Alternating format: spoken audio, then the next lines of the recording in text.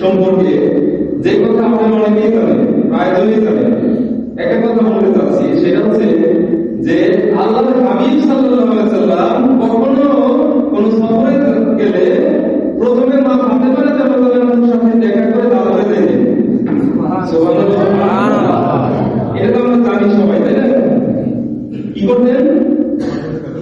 কোন সফরে গেলে কোথায় যেতেন? মা ফাতেমা রাদিয়াল্লাহু আনহার সাথে দেখা করে তারপরে যাইতেন।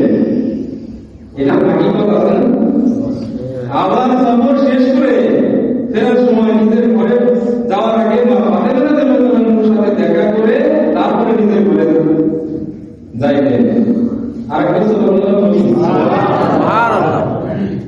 তিনটি বিষয়ের হাকিকত আছে না? আছে না? যার সাথে বিবাহের জন্য অসংখ্য অগণিত সাহাবীগণ আশায় ছিলেন,